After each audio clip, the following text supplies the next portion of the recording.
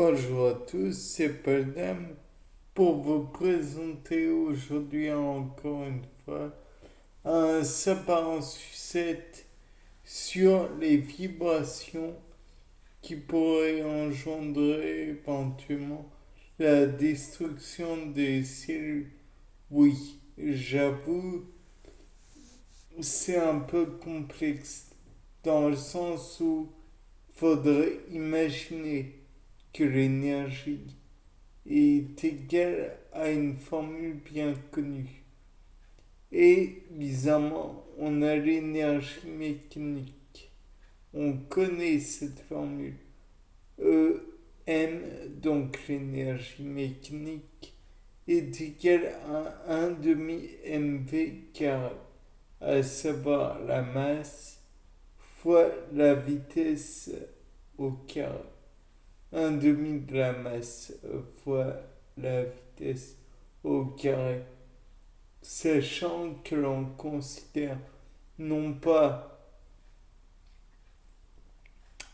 un objet bien défini, enfin, si de l'énergie est un objet qui a une masse et un volume, mais qui est un petit peu plus vague à exprimer naturellement.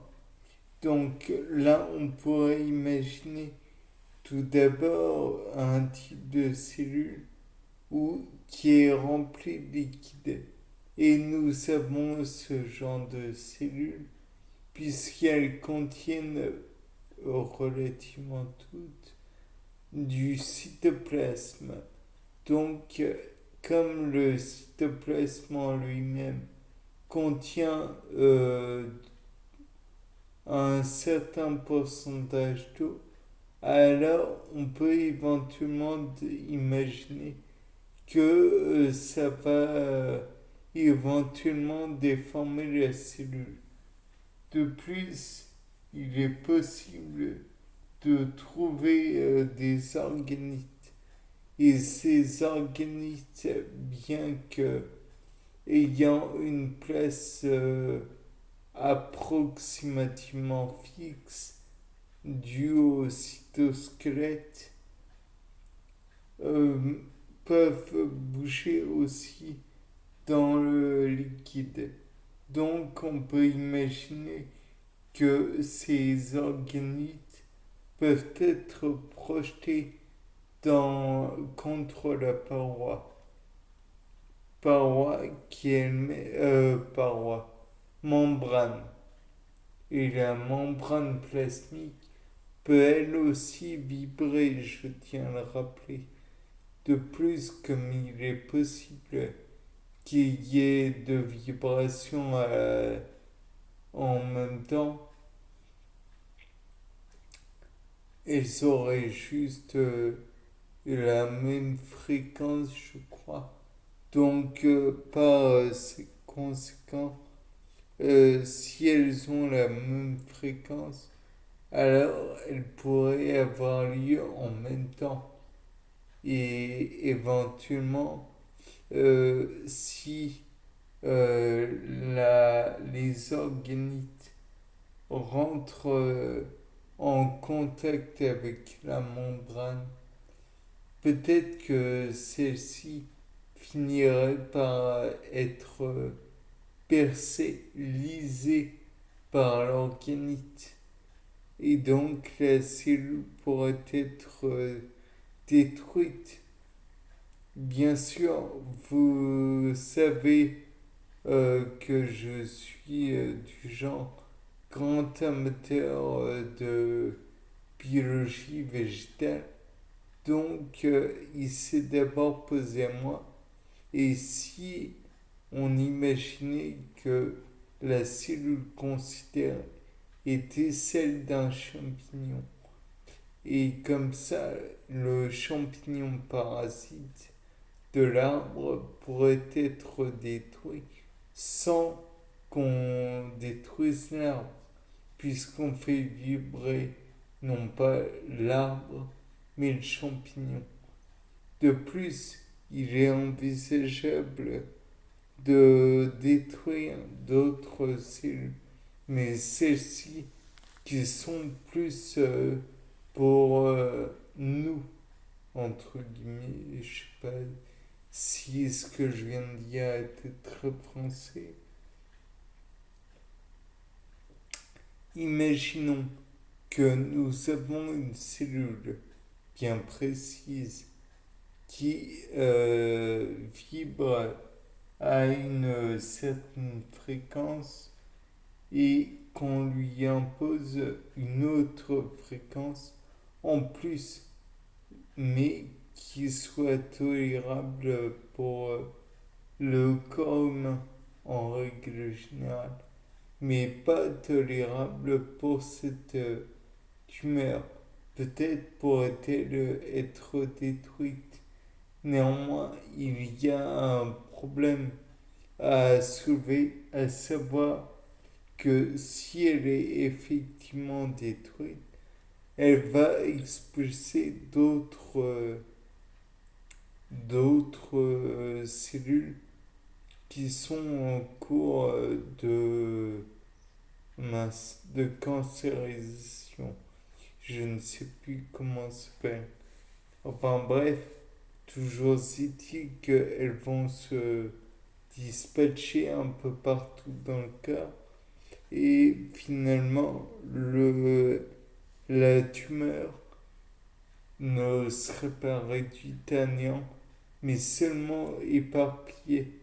Donc là, encore une fois, je me demande si cela serait bien, puisque la tumeur, bien que plus petite, serait éparpillée. Donc métastase généralisée. D'ailleurs, je crois que c'était le terme que je cherche. Enfin bref, toujours est-il que si éventuellement cela pouvait être produit, alors dans ce cas, il faudrait peut-être le cumuler avec d'autres types de thérapies.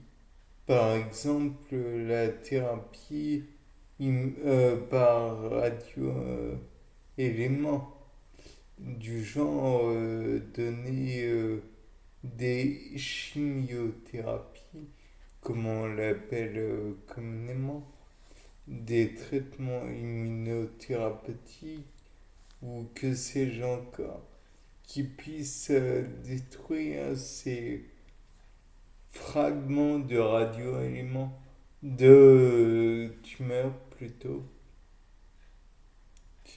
et ainsi il y aurait moins d'efforts à fournir pour détruire ces éléments nuisibles de tumeurs. Et donc, le radioélément pourrait à lui seul détruire toutes les tumeurs et tous les fragments plutôt. Et ensuite, peut-être que ça donnerait quelque chose de plus fiable. Et peut-être, ou alors peut-être, et ça c'est moins bien, certes, mais c'est toujours gagné. Il en resterait quelques-uns des fragments de tumeurs qui seraient toujours en état de métastase.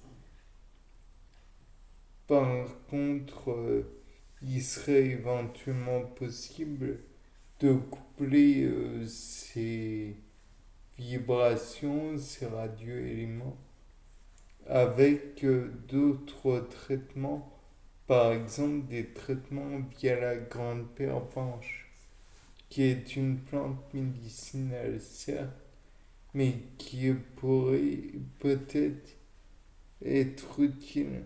Ne pas utiliser n'importe comment, néanmoins.